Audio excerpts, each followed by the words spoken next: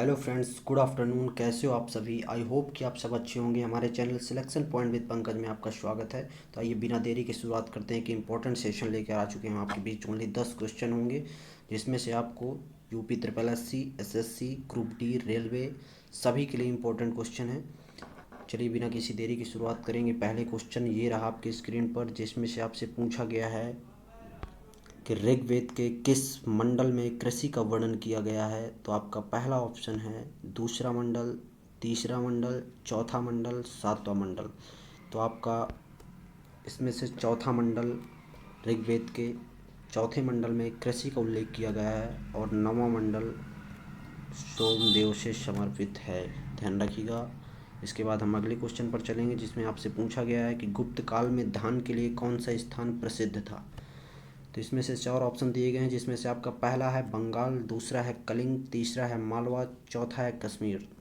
तो आपका दूसरा ऑप्शन सही होगा। धान के लिए कलिंग, बंगाल मलमल के लिए प्रसिद्ध था, मालवा ईख के लिए था, कश्मीर केसर के लिए। ध्यान रखिएगा। इसके बाद हम अगले क्वेश्चन पर चलेंगे, जिसमें आपसे पूछा गया है कि ग्रह की क्षेत्रफलीय चाल कैसी होती है। पहला ऑप्शन है बदलती रहती है, दूसरा नियत रहती है, तीसरा उपयुक्त दोनों, चौथा इनमें से कोई नहीं। तो आपका दूसरा ऑप्शन सही होगा। ग्रह की क्षेत्रफलीय चाल नियत रहती है। इसके बाद हम अगले क्वेश्चन पर चलेंगे, जिसमें आपसे पूछा गया है कि जोग जलप्रपात किस नदी पर स्थित है। तो आपका पहला ऑप्शन है गोदावरी, दूसरा है शरावती, तीसरा है गंगा, चौथा इनमें से कोई नहीं। तो आपका दूसरा ऑप्शन सही होगा। जोग जोग जलप्रपात शरावती नदी कर्नाटक में स्थित है। इसे गरसोप्पा भी कहा जाता है, गरसोप्पा। ये ध्यान रखिएगा। वेरी इंपॉर्टेंट क्वेश्चन है एग्जाम की दृष्टि से।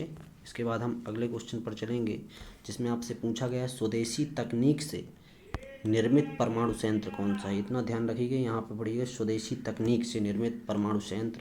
तो आपका पहला ऑप्शन है कलपक्कम, दूसरा है रावत भाटा, तीसरा है तारापुर, चौथा है नरौरा। तो आपका पहला ऑप्शन सही होगा कलपक्कम, जो कि तमिलनाडु में है, रावत भाटा राजस्थान में है, तारापुर महाराष्ट्र में है, नरौरा आपका उत्तर प्रदेश का एकमात्र परमाणु संयंत्र है। इसके बाद हम अगले क्वेश्चन पर चलेंगे, जिसमें आपसे पूछा गया है कि निम्न में से किसने, यहाँ लंका नहीं है, ये ध्यान रखिएगा, यहाँ आपका टंका नामक चांदी का सिक्का किसने चलाया था। तो ये आपका पहला ऑप्शन है कुतुबुद्दीन अलाउद्दीन खिलजी, दूसरा है कुतुबुद्दीन ऐबक, तीसरा है इल्तुतमिश, चौथा है बलबन।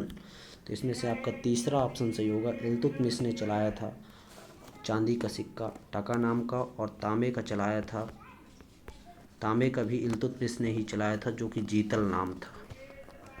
ये भी इम्पोर्टेंट है, पूछा जाता है। इसके बाद हम अगले क्वेश्चन पर चलेंगे, जिसमें आपसे पूछा गया कि भारत का प्रथम मकबरा जो शुद्ध इस्लामी शैली में निर्मित हुआ है। तो आपका पहला ऑप्शन है हुमायूं का मकबरा, दूसरा है बलबन का, तीसरा है अलाउद्दीन का, चौथा है अकबर का।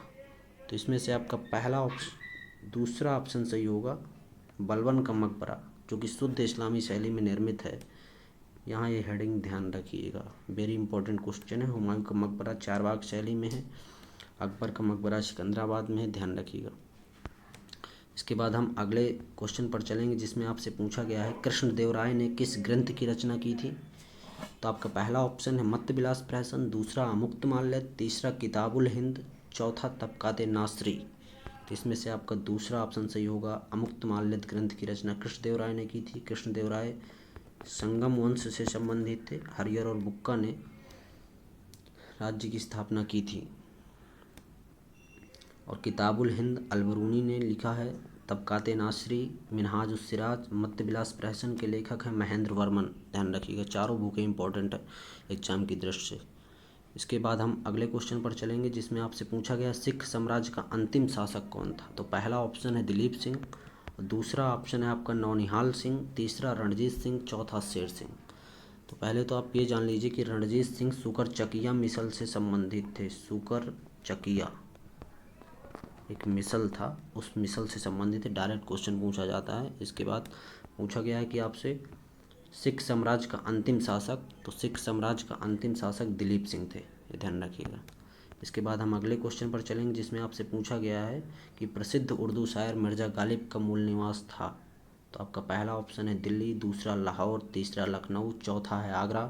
तो इसमें से आपका चौथा ऑप्शन सही होगा। मूल निवास इनका आगरा था और ये रहते दिल्ली पे थे। इसके बाद हम आपके लिए लास्ट क्वेश्चन लेकर आए हैं, जिसका आपको कमेंट बॉक्स पर सभी को उत्तर देना है कि राष्ट्रीय मानवाधिकार आयोग के अध्यक्ष का कार्यकाल कितने वर्षों का होता है। जिसमें से पहला ऑप्शन है 3 वर्ष, दूसरा है 5 वर्ष, तीसरा है 6 वर्ष, चौथा है 8 वर्ष। आप अपनी राय कमेंट बॉक्स पर दीजिएगा। अगर आपको हमारा सेशन अच्छा लगा हो और आप हमारे चैनल में नए हैं तो चैनल को सब्सक्राइब कर लें, ताकि हमारे वीडियो की नोटिफिकेशन आपको तक मिलती रहे। जय हिंद, जय भारत। लाइक, शेयर, सब्सक्राइब कीजिए। धन्यवाद।